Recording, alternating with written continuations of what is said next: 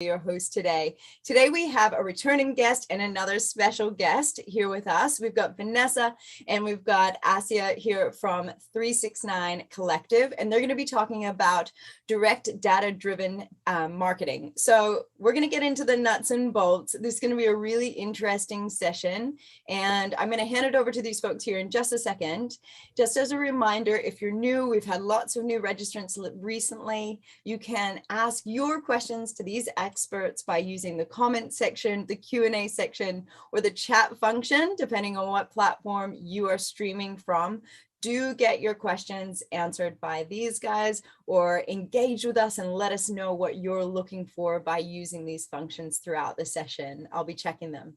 Now, thanks Venessa, thanks Assia for joining us here today. I'm really excited for what you have in store for us, and I might let you kind of kick off because I know you always have heaps of information, and I'll make sure everything's running in the background. Thank you.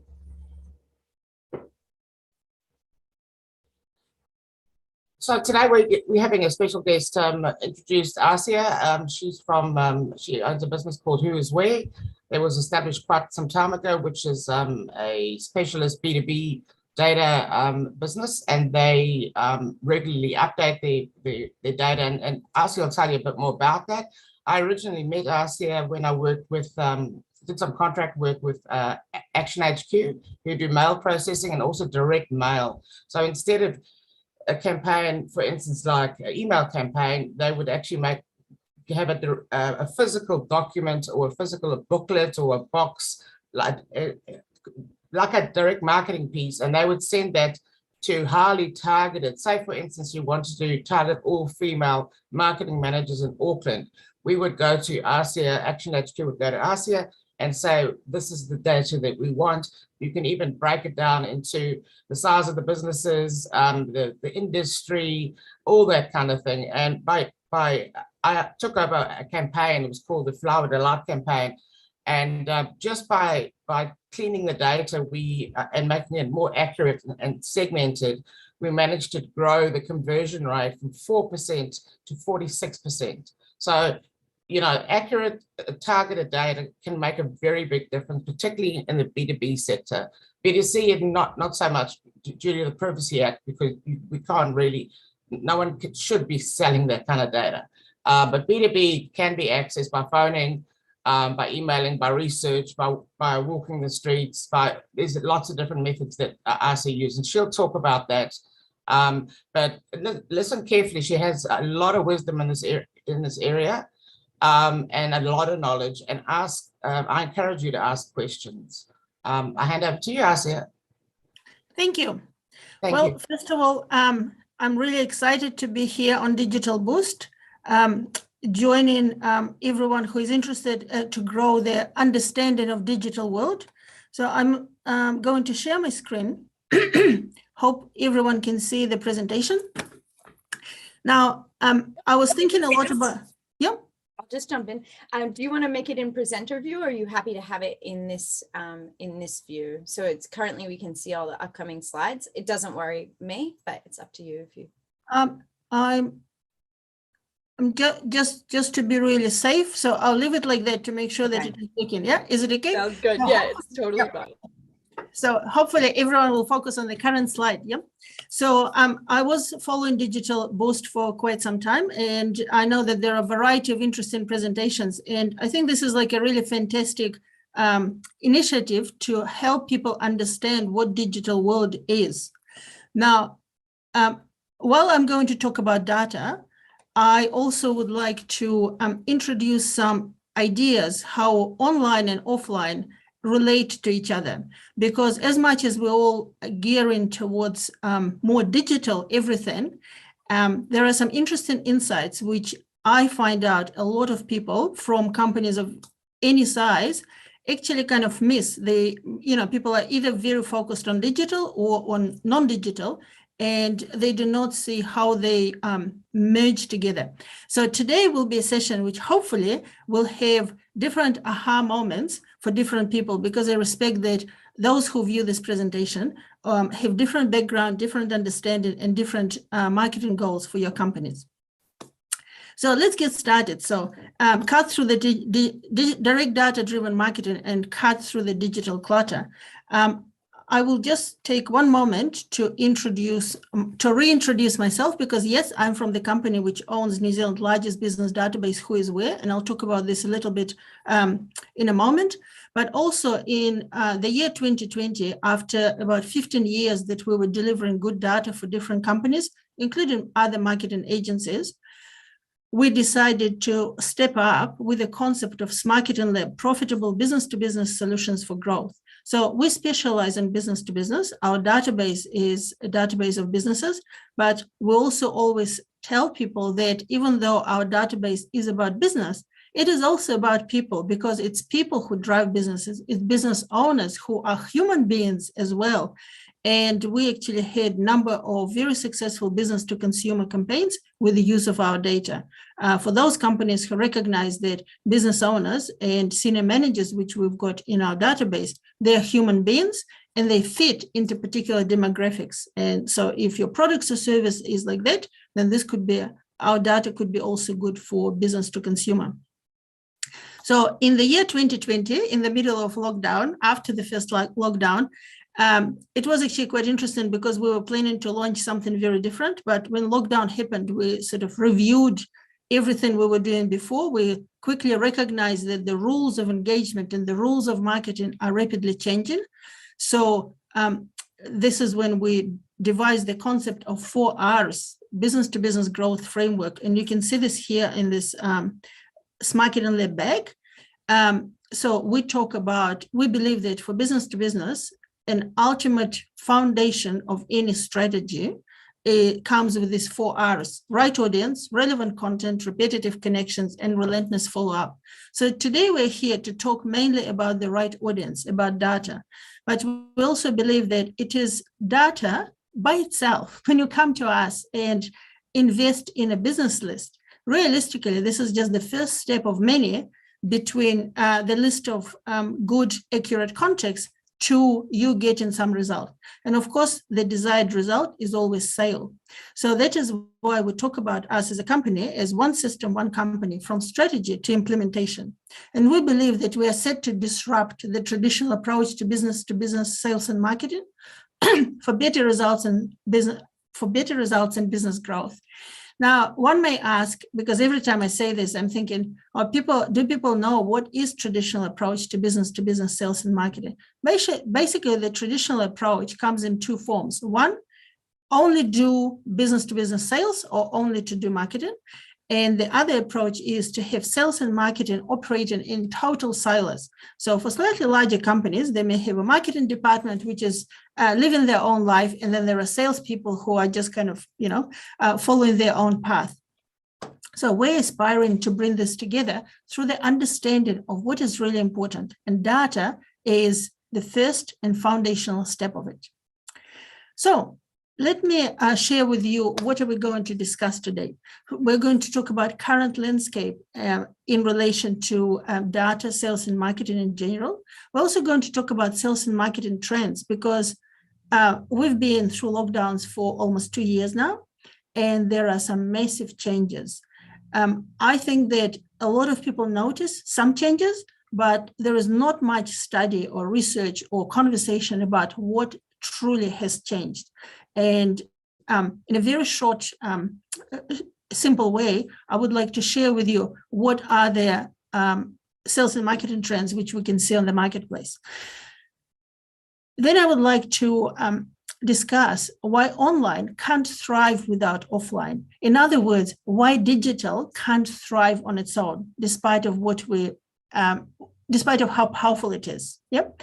We'll step beyond digital and have a look what's next. And we will talk about how good data can make money and save time. And that's exactly the sort of examples which Venessa just mentioned. And then the last but not the least, I would like to ask you, what is your plan moving forward? And make a couple of suggestions which you may find beneficial. So let's get on. Now, first of all, I would like to share an interesting fact, which I know for sure is somewhat shocking to many people. Now, did you know that 38% of New Zealand senior managers do not have a LinkedIn presence? Now, what does it translate into is that there are 38% of senior managers, people in business, who didn't even bother to create a LinkedIn profile. I'm not talking about how many of them have profiles which are totally empty. And what does it tell us? You know, why I'm sharing this with you? I'm just sharing this with you to make sure that it is very clear that the reality is that as much as a lot of people are online, a lot of people participate in digital world, there is equally quite a large chunk of people who are, I would say, too busy to participate. And this is exactly talking about this digital clutter. So they do not have time or headspace to actually be part of it. And it is often by choice, but sometimes also because they don't yet see the value of it. And we'll talk about this in a moment.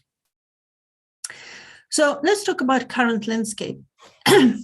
So I almost covered this already. So the current landscape and the challenges and opportunities which exist. Many people and businesses have embraced digital. We know that.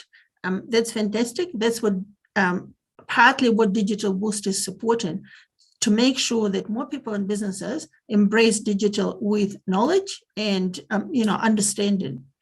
Now, as a result of that, every business needs to adjust sales and marketing to go digital. And as much as it seems that a lot of people think about digital as e-commerce, there are many other aspects of digital. There are many businesses which do not own a shop as such. There are many, New Zealand is rich on service-oriented professional services businesses. For them, going digital often is not that straightforward. And also for those who are in e-commerce, going digital is not just about having a shop. There are many other aspects of it, and some of them relate to data, and we'll touch on this later on. At the same time, in my assessment, is 42 up to 60% of businesses are still mostly operating offline, and they represent a large part of the economy. And your business still needs to continue catering for their needs well. Now, I would like to be challenged about this figure, 40 to 60%. How did I arrive to this? So here is my very simple thinking, although there is like a massive research which we are doing over the years to support this. We have about 200,000 business locations in Whoiswhere business database. Guess what? 40% of businesses do not have a website. A whopping 40% of businesses. Now, if you think about this, that's almost half, and this is a lot. We also know businesses who still do not have an email address. Don't laugh. We also know about businesses who had a website and choose to close it for reasons which we're yet to investigate.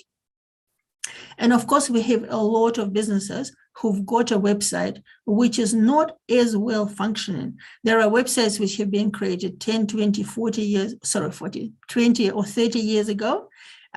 This website still exists. There are businesses who do not fully understand what digital can do for them. And of course, typically, these are not e-commerce businesses, but nevertheless, they are businesses operating in the same space. And when we talk about relatively small New Zealand market, excluding 40 to 60% of businesses is absolutely not an option. Unless, of course, they're something that you're supplying is specifically designed only for e-commerce businesses. And then you're maybe not that interested in those who are not operating there. Now, I think there are a lot of new words which are used these days. And I think it is really important for the purpose of this presentation if we will kind of align our understanding. Now, your understanding of these matters could be different from mine, but I would like to share with you how I see the digital evolution and what are the three most important key factors in this evolution path. So the most, and there is kind of no sort of secret that the most visible trends in digital evolution are social media, artificial intelligence, and big data. Now, social media, I just checked the other day, 82% of New Zealand population is on social media. spending on average 1 hour, 53 minutes a day.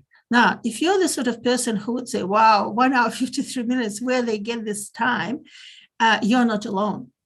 You're absolutely not alone. And out of this 82% of New Zealand population, some of them barely visit social media. So having a profile somewhere does not necessarily mean that you're actively participating. So when you look at sales and marketing, and when you're looking at understanding what are the best activities these days, I think the good question we all have to ask ourselves is our target market on social media for real? And there are tools and techniques, and some of them Venessa can help you with, which can help you understand where is your target market. It may or may not be on social media, and that can drive many decisions for business. Artificial intelligence is extremely powerful, even though it has some limitations, which I will mention shortly. But the most important thing is, had we truly embraced and understood what artificial intelligence can do, because every now and then I hear people saying, oh, this artificial intelligence is great, but we need something more custom, we need something more human. Well, I have to say, artificial intelligence delivers amazing results, yet it can only deliver as good results as what we human beings put in there. And for example, one of the typical uses of artificial intelligence when it comes to business data, just to deliver in a business list, it seems so simple to get some crawling bot to collect all information from the website. Sounds amazing. Now, we never do this. Why? Because researching the data which has been supplied to us by companies who've done this, we discover how poor this data is. And the reason for that? Nothing wrong with artificial intelligence or the bot. The problem is that when they crawl the website, the way how many websites present information, present their contact details, is unreadable or readable incorrectly or something else. So basically, to me, this the aspiration to get some business data from crawling the websites is totally ruined by us humans being not very structured, being very casual about how we present data, and that actually affects the outcome. That's why companies like ours, who are still doing things through their simple phone call, exist. And as I mentioned, we'll talk about this shortly. Now, big data. Now, the word data is very interesting because it can mean so many things for so many people. I almost believe that if we embrace any conversation about any data, we need to discuss first, what are we talking about? So big data has been a big talk for the last few years, and a lot of people are trying to approach this matter. As I suspected, our research talking to data scientists, to those of them who are really very involved and very kind of understanding what big data is, the reality is, because of the size of New Zealand, like for example, if we'll go to some other, I was going to say any other country, no, not any, but really large country, we go to some like United States, for example, or China or something else, any shop already may have big data because of the volume of population. But in New Zealand, the reality is most companies, and especially in business to business space, they just do not have enough data to apply big data concepts. That does not mean that they should not analyze their data, collect their data, or do something else. I just think it's just important to understand that unless you're Countdown or Air New Zealand, you simply do not have the volume to apply the logic which applies to big data. So, and this is, to me, one of those subjects where people feel, oh, we need to do something about big data. I would ask the question, do you even have big data, or do you just have data? And let's talk about this. So let's move on. So what are the sales and marketing trends? Of course, there are a million of them. And the ones which I picked up here are those which are more relevant to digital world. So the first trend, which is becoming very, very prominent, is about automation and tools. There is definitely a growing appreciation that tools and automation allow us to achieve more. There is a big trend about this, and on the next slide, I'll talk a little bit about how it is, what are the challenges on this way. Then better data. There is definitely a rising appetite to be in control of data, from business lists to sales stats. So once again, data is everything. A business list is data. Data on our phone is data. Yep. Some cable guys, they may call themselves national data, even though they're only putting cables together. So sales statistics is data. Accounting information is data. So everything is data. And this data can be really extremely beneficial for the business, as long as they collect it correctly, they process it correctly, and pay attention to what does it mean. And the last but not the least, I wanted to pick up on a growing trend, which maybe many people didn't notice, but because I'm in this space, I'm really curious observing it, because a few years back, there was like a lot of talk on the internet in general, internationally, that cold calling is dead, no one else is calling, and all of that. And this is part of our business. We make thousands of calls every day, both to verify data and running campaigns for our clients. And I was very curious to notice that some maybe 3 or 4 months ago, there started to appear polls on LinkedIn asking, is cold calling dead? And you know what? On most of these polls, something between 60 to 70% of people actually say no. It is still a very valuable tool. Now, I would like to kind of pose some suggestion, which is, every time I share this with people, they find it interesting. So here is the suggestion. For a long time, people believed that having a face-to-face meeting is the best thing possible.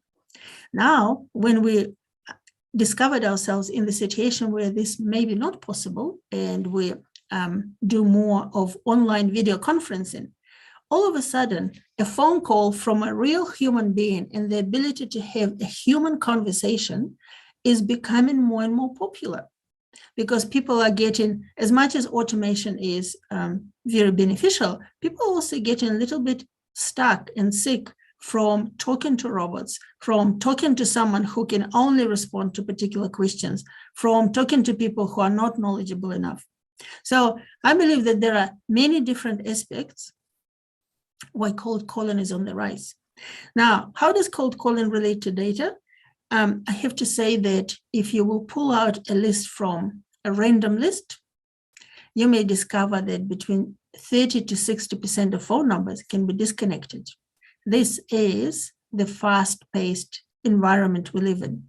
So when you deal with someone like ourselves who verify data all the time, you actually can find that maybe only 5 or 10% of phone numbers is disconnected. And one may say, oh, this is a lot.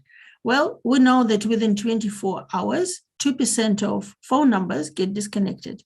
We measured this a couple of months ago, and it is a really fascinating fascinating research we're now conducting to understand how we can combat this. So the harsh reality of today is that online can't thrive without offline. And those who understand the fine balance between online and offline are going to succeed more. I firmly believe that, and the results from our clients actually prove that. And I just pushed the button a little bit too fast. So we're back here, and I would like to talk a little bit about these automation tools.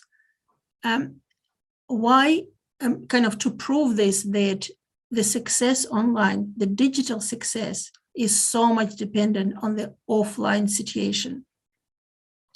So let's talk about automation and using any tools.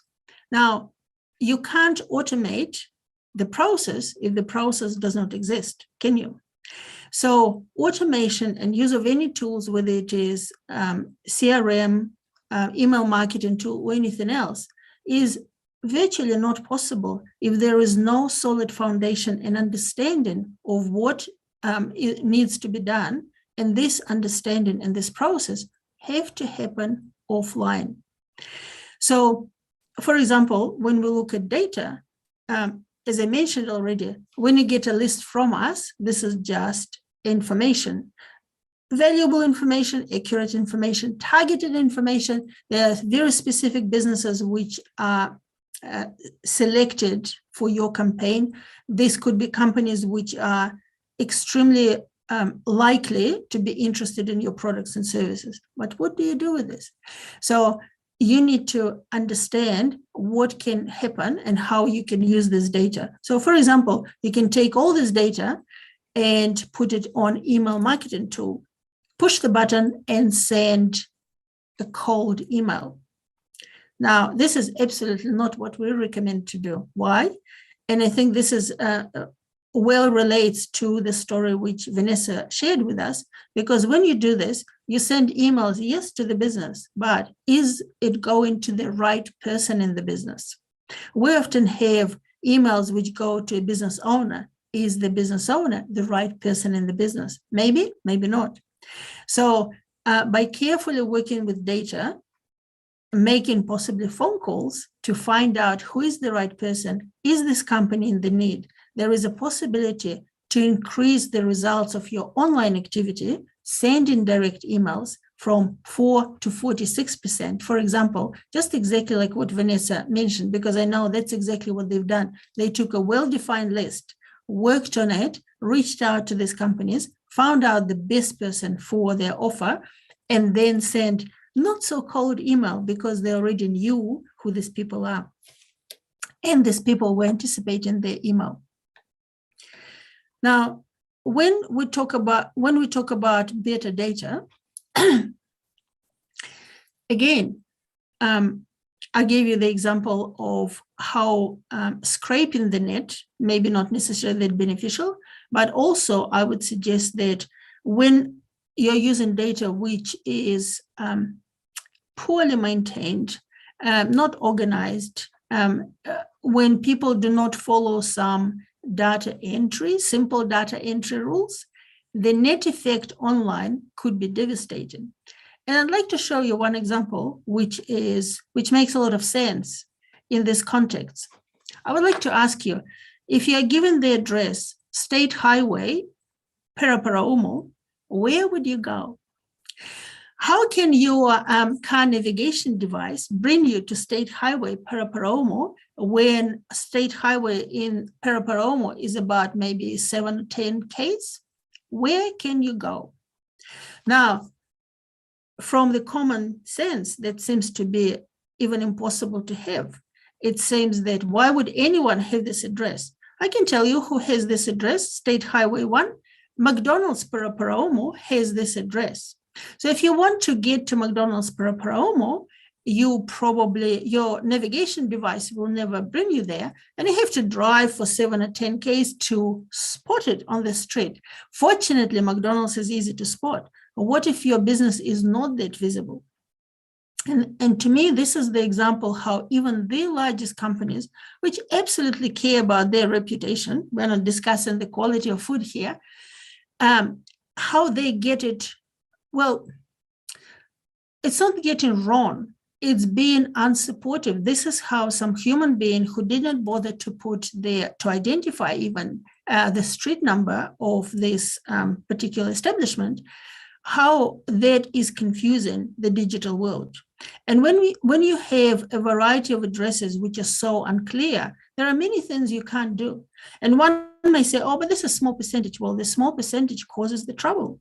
You know how some people, they could be tourists who are relying on navigation devices, how they can get lost in the middle of night somewhere simply because some human beings didn't really put these addresses correctly. So one of the reasons, so a little bit of history, one of the reasons why we put together this database called Who Is Where in 2005, there were two reasons. One is we couldn't buy a decent list, but the second reason, I personally felt that I'm losing a lot of time by trying to find some businesses, when you, especially in the new city, when you have to drive to some address and there are no street numbers, or you're not quite sure where to arrive. So we felt that we can solve this problem. Now, while we had not solved this problem about street numbers, even though there are some amazing cities in New Zealand, like Rotorua, where absolutely every building is signposted with the right number. I feel this is like really amazing. But at least what we were able to do is, even in 2005, when we started walking the streets to find out which businesses are where, we already at this point in time managed to get 15% more businesses than were in yellow pages at a time. And I think this is remarkable because it just shows that no one place at a time in 2005, yellow pages, of course, was their, kind of their standard. No one place can confidently say that they have all the information. And why do we need all? Well, partly because, as I've said, New Zealand market is relatively small. And when we start looking at some highly targeted market, we have some clients whose target market in New Zealand is 200 companies. They can't afford to lose or miss 40% of them, can they? So who is where is current, more targeted business database with more data. Here are some quick numbers of how many businesses do we have in different regions. And you may notice that Auckland has 54,000 businesses, which is about a quarter of everything we have in New Zealand. Now, so I think what is important to discuss is how to combat poor quality data. Because since we started in 2005, we do a measurement every year, and we discover that about 37% of data we can find online is simply incorrect. Now, that brings us back to what I've mentioned before about total reliance on digital world and belief that everything digital is correct and accurate. So if anyone is thinking that, oh, it's real easy to crawl the web to find out information about businesses, you will be prone to 37% error. In fact, a couple of weeks ago, someone from Australia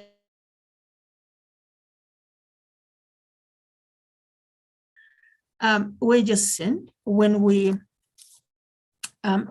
crawl the internet. Can we please get some data from you so that we will at least make sure that make sure that the data we are using to call is correct. My apologies, I had to check my internet because before we started, the internet was a little bit unstable. So I just decided to make sure that it is still very stable.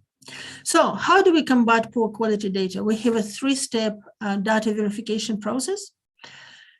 And the first one is we still do internet research using multiple sources. Yes, we know 37% might be incorrect, but we also live in hope. And this is proven that some businesses change their address when they move, some don't. That we can check spelling of some names and surnames because we can see them. And there are kind of different values which we can pick up in internet research, but at no time we trust the results we find on the internet. We also walk the streets. Now, we started this database walking the streets, and we were walking streets 2 or 3 times a year until 2020. Now, since 2020, it became a real challenge to perform this activity. Our plans last year were to walk the streets this summer, but of course, these plans were made before August last year. So at the moment, we are not doing this part, but we're definitely gearing towards walking the streets again to identify those businesses which are otherwise cannot be found. And then last but not the least, one of our most reliable sources of data is making a phone call. Now, I have to be very honest, and much to my disappointment, some businesses do not tell the truth when we call them. And I just feel that this is like really strange that people will mislead the market, but this is up to them. The majority of business owners or people in business whom we call, they are very reasonably respect the fact that we are maintaining this data for the benefit of different parties, including government. because our data is used by New Zealand government when they do different research, when they approach market sectors and so forth. So we feel real responsibility to make sure that the data we provide to for commercial as well as government needs is as accurate as possible. Now, let's talk about what's coming beyond digital. The only reasonable understanding of that is there is a constant evolution, because what we know as digital today for sure will be very different tomorrow. What we accept as norm today is likely to change tomorrow. And how do we adapt? How do we adapt in terms of data as well as our other services? Well, we adapt by being sensible and flexible. We pay attention and aim to learn rapidly. In fact, we think that in the digital world, in the digital orientated world, there is nothing more important than the ability to learn rapidly and to adjust our process and procedures. And this is not just about not walking the streets when we can't, but it's also about how do we store data, how we maintain data. And I have to share with you that finally we are looking at putting all our data, making it available and accessible digitally. And hopefully once it will happen, we will kind of have some big announcements about that. We also examine new tools and aim to understand how they can be used to enhance existing processes for better results. And this is the other thing which we think that we're doing this for our business, we're doing this for our clients at different levels, and we think that this is one of the most important things we all can do facing digital world, is look more to innovation which is coming like literally every day, and learn to critically assess what can be used in our business. We think that the speed of change is very high. So those people who start thinking about something, maybe some tool, some automation today, and plan to think about it for 2 years, which is not uncommon in New Zealand, they no longer have this luxury, because in 2 years, this tool may not even exist, as we all know. Now, I think there are some people who believe that there is no way to go but digital. And I totally agree. We do a lot of things digitally, and we're moving our data to digital world. One disclaimer: as long as you're following your market, do not assume that everyone has gone digital. I do believe that through this presentation, I gave you a few examples of to show that not everyone has gone digital. And of course, this could be part of the business strategy to drop everyone who is not going digital, but you will be dropping a lot of people. And I want to give one example where I think businesses are dropping businesses unnecessarily when they're approaching marketing using data, including using our data. Every time when someone comes to us to purchase an email list for a cold campaign, we advise them that we only have emails for 60% of companies. Why? Mainly because some of them do not have email, so it's not possible at all, or others choose not to disclose their email address for marketing purposes, and we totally respect that. Now, when people are saying, fine, we'll take 60% of the market, I think this is not a very wise decision, to tell the truth, and I always share this thought with them. Why? Because this 40% of businesses which we do not have email address, they could be fantastic prospects for this business. They did not share their email for blunt marketing with them. That's why we don't have it. But that does not mean that they would not share their email if you contact them, if you will find out what they're about. So we think that this is one example where better data can bring better results if you truly understand what this data represent. And in our case, not having the email does not mean that we should exclude these businesses. So how good data can make money and save time based on 17 years of our experience? I have to say that digital or no digital, their fundamental approach, how data can bring more money and save time, is about targeting. It's about understanding who is your right audience.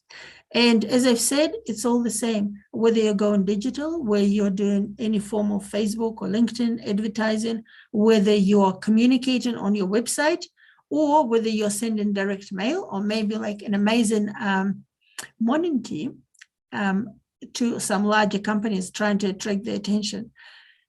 Regardless of what you're doing, targeting is the absolute key. And when you target correctly, and I'm just giving here some examples of how you can target by location, by industry sector, by staff number, by male or female, by some other attributes. So targeting brings your allows you to invest your marketing budget wisely, because instead of going shotgun approach, targeting say 200,000 businesses in New Zealand, you absolutely can scale it down and target 2,000 or maybe 200.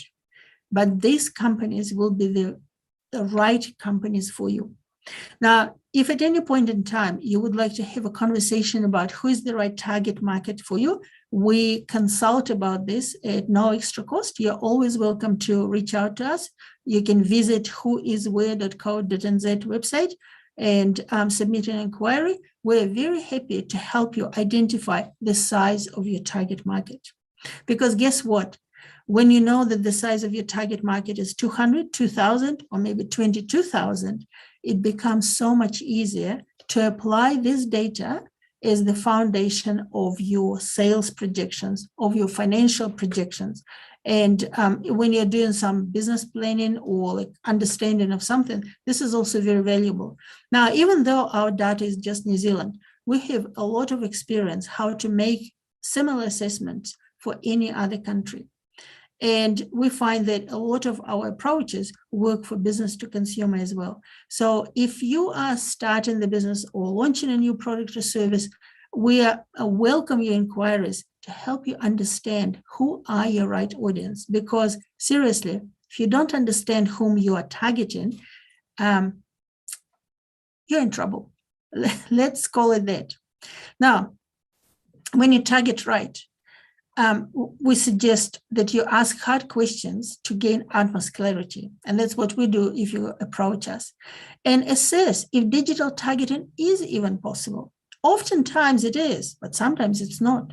Identify the opportunities. You can reach out directly to a target market and identify current and future opportunities by talking to people or maybe getting them to answer some survey or something else.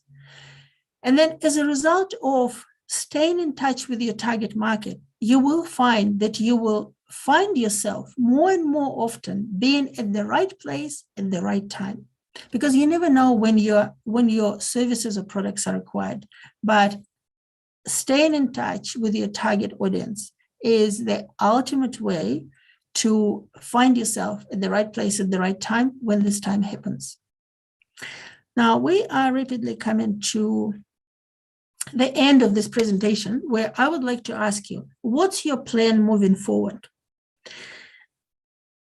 What's your plan moving forward now that you understand that data can be your friend and can help you achieve more if you target right? And with that, I would like to return back to one of the first slides about the current landscape, about the need to adjust your sales and marketing process to go digital, as well as to do a better job with offline activities. I would like to pose some questions to you, which you can answer for yourselves. What does it mean to go digital for your business? Is it just e-commerce? Is it building a funnel? Is it engaging in social media? Because all of that and many more other questions have to be answered for you to understand what does it mean involving digital in your sales and marketing process. And then when you talk about offline, you may think about, are you ready to make calls to a carefully selected audience, which we definitely can assist you with? Are you prepared to visit clients and invest time with qualified buyers? And do you have a process of organizing delivery with a dedicated professional team? One simple message, we can help. our systems and our processes can definitely be of assistance. And we're extremely happy just to do any one part of it for you, starting from good data.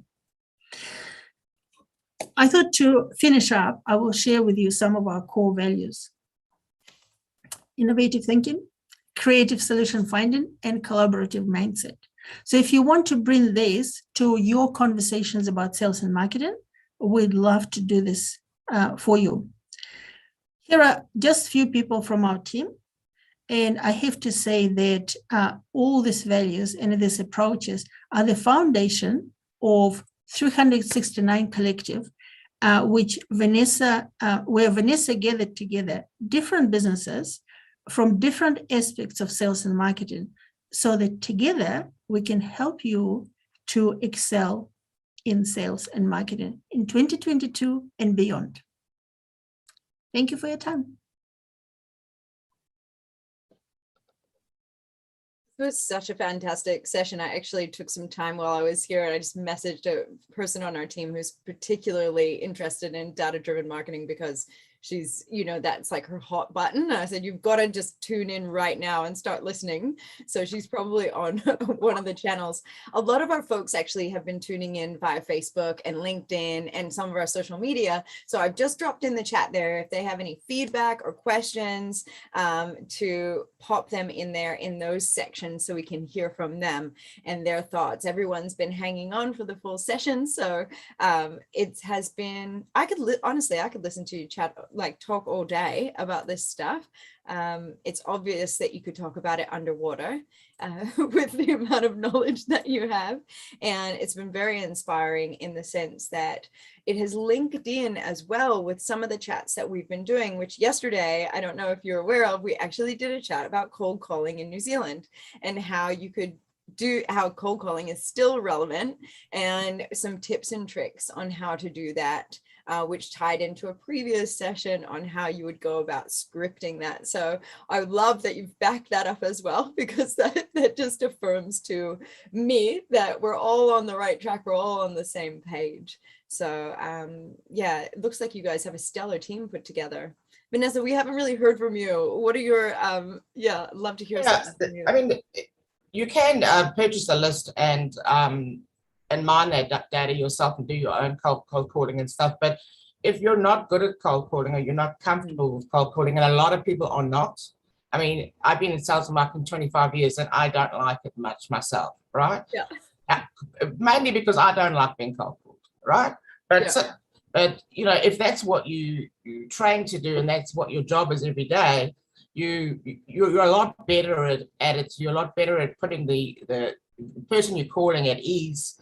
You know, with the art, so they've got, you know, a special, unique talent, and so you can basically purchase a list from us, and like Assia mentioned, we can talk about what that list looks like. You know, what industry, what age group, what gender, what role, what location.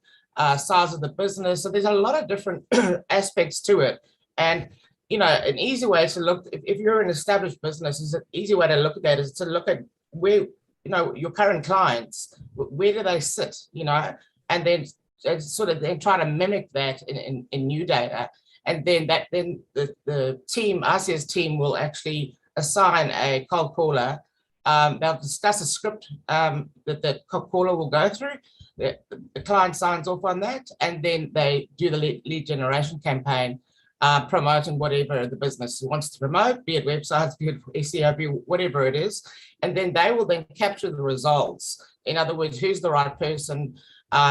Yes, they're interested in having a conversation. Yes, they've agreed to a follow-up email. So now you've got all those permissions, you know, so that basically what they're doing is breaking that ice. So, and it's much less expensive than people think. I mean, if you run a Facebook ad these days for business, it's pretty dismal reach, because Facebook is now favoring groups. And so, you know, if you were getting say a 2,000 reach before, you're lucky if you're getting 200 now.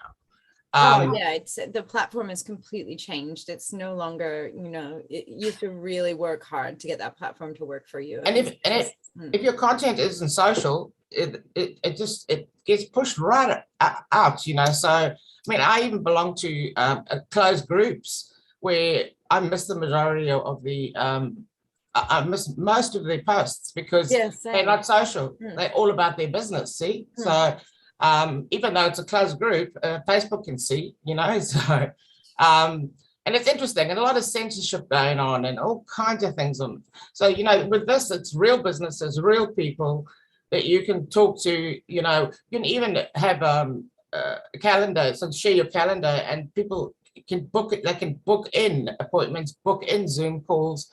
So it's and all of that stuff for the average person to do in between everything else that they've got to do in the business, they can never really dedicate a whole day to it because the business requires you to do other things. So by having the team do that for you, it's very, very useful, and also, if your email marketing is your click rate or open rates are very low or they've been dropping, it's a good time to look at that data. And we can also clean data and, take out duplicates, and we can do all that kind of stuff as well. So, there's very little we can't do in that space, from data sourcing, data cleaning, and then using that data in some way. So we can definitely do that. Well, what I find always so interesting is that a lot of people spend heaps of time pushing content out, pushing stuff out, but never looking at the data behind what they're actually doing, to whether or not it's effective. And that's that spray and pray model, just get it out there, something will land, and I think it's because data, I think the word data itself is overwhelming. We think big data, then there's big data, and you're like, oh God, I thought data was enough, big data.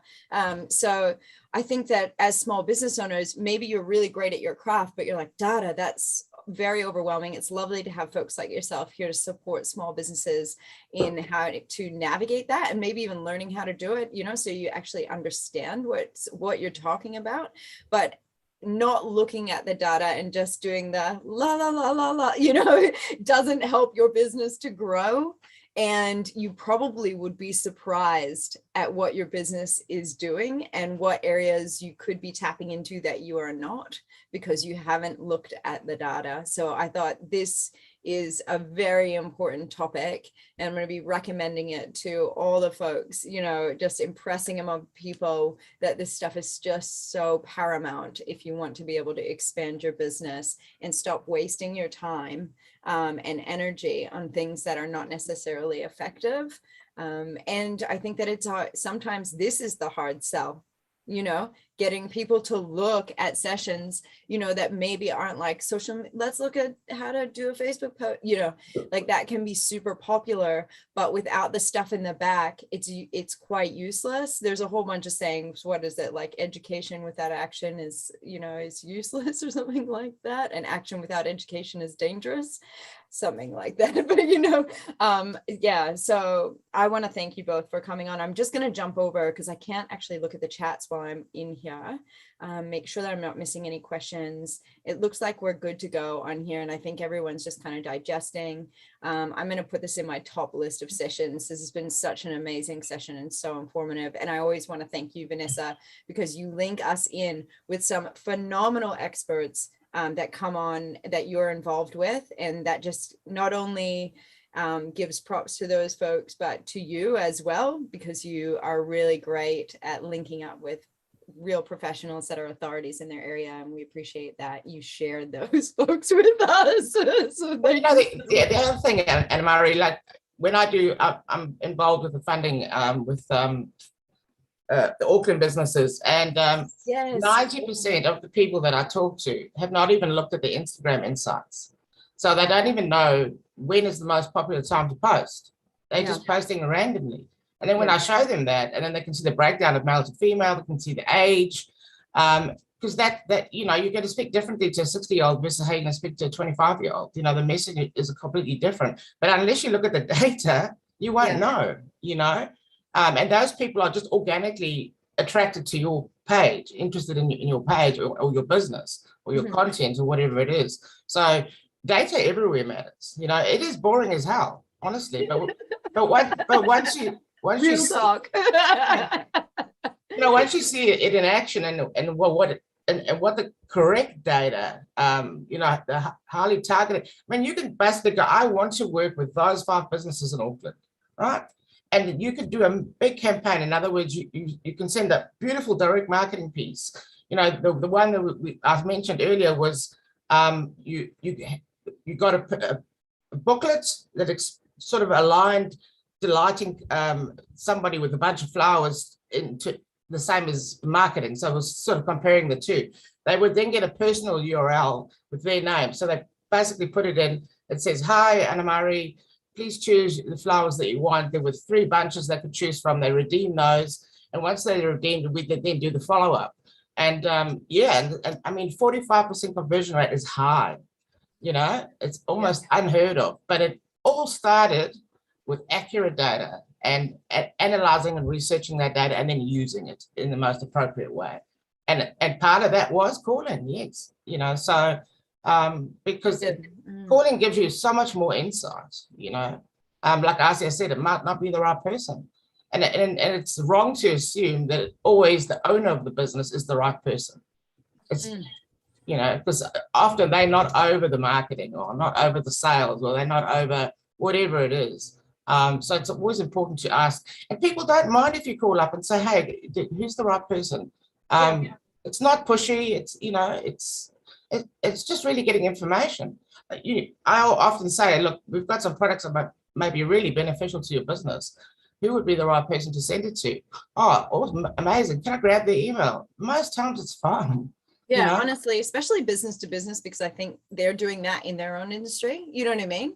So they're out doing that, and then you're out doing that. I really haven't found any resistance in that way. There's no harm in grabbing an email or setting up a time to drop by or doing whatever. But if you don't put yourself out there, you really just, you know, how are they supposed to know that you're there to help? So yeah, I think that there's a lot of lessons. We were talking yesterday about how sales isn't a dirty word, you know, and that, you know, you have to change your lens on the way that you look at what you're trying to do.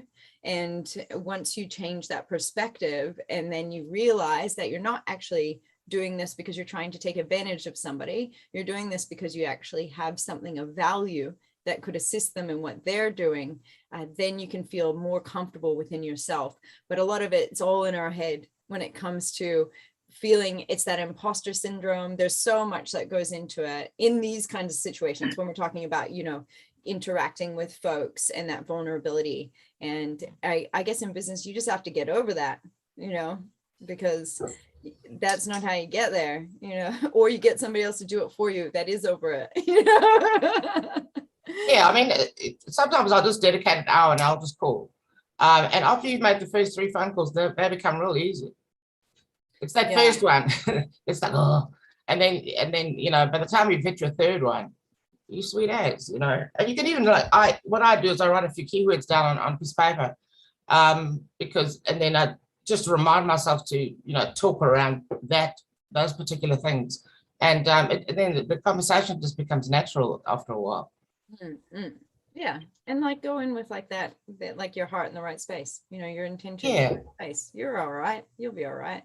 And people can tell if often, like a lot of the Americans, they do this hard sell, and you can hear how scripted it is. You know, they no matter what you say, they won't vary from the script. No, it's amazing, isn't it? You can really try and throw them off their game. They will not come off their game. They're like they have been trained and trained. They're, you know, but apparently that is super effective. Like it really does still create sales, which is amazing, because I know, having lived in that country for a number of years, it drives you mad, you know, but the reality is that they will persevere, you know, they will find somebody who they will sell to. That's not necessarily how we're recommending that folks do cold calls, because I actually think a personable approach is much better, knowing who the person is who you're calling, and they're not just a name and a number. Like, do some research on them, know who they are, you know, so that you can show that you actually care. And that's a cultural thing, isn't it? New Zealand is such a different culture. Talking to some Oh, folks absolutely. at an American company, we're going to have them on and do a session. And I was just chatting with them. They were talking about this exchange of value between customers and the business. And I was like, you know what? I love that word exchange. And I love that word of exchanging value, because that is New Zealand. That is Aotearoa, that we actually care, and so it's really important when we have folks on from other countries to see through a New Zealand lens on how we interact with each other culturally. So yeah, I love that you put that out there. Well, ultimately, if our customers are successful or grow their business or increase their sales or whatever their goals are, then ultimately, then that makes us happy and it makes us successful too. So there are a lot of businesses out in the digital that work on churn, right? So they've got a salesperson and they just churn clients, and they don't put them in that sort of follow-up sequence where you're still adding value after you've finished the job. We like to add value on an ongoing basis, and we're available to just call up and brainstorm something, and it's not going to cost you anything. And quite often having a different perspective can help, because when you're in the business, it's very different than working on the business, so, and strategy sessions like that is really sort of more on the business versus in the business. But yeah, everybody in our team is available. I usually do the initial consultation, or it could just be an email. And then whoever I deem appropriate, I will then refer the business to whoever I think is going to add the most value for them. Yeah, and I just want to reiterate right before we go. So this is 369 Collective, and then also Smarketing Lab here today. And so going through, you can find both of them if you go on the social media channels or anywhere. I've tagged you guys all in everywhere. And you can just Google search, because I know you guys are going to have some excellent SEO game on there, some Google gains. And besides that, there's a lot of funding out there for small businesses. Take advantage of the funding. And I know that Venessa is an expert in accessing or knowing what funding could apply to you. It's not what she does, but it is what she knows. So take advantage of your knowledge base. Sorry to throw you out there, or even contact our team. If you would like to contact our team, you can always reach us at support@digitalboost.co.nz, and we can help direct you to these folks. That I should do that way, these folks that were here with us today. I just want to thank you again for joining us, and I hope to see you guys in the future. I know we've got some sessions lined up, Venessa, but I'd love to have you on. Assia, again, you're just, I'm spellbound right now. So thank you. Really. Thank you, Anna Marie. Thank you, everyone. My pleasure. Thank you. Yeah.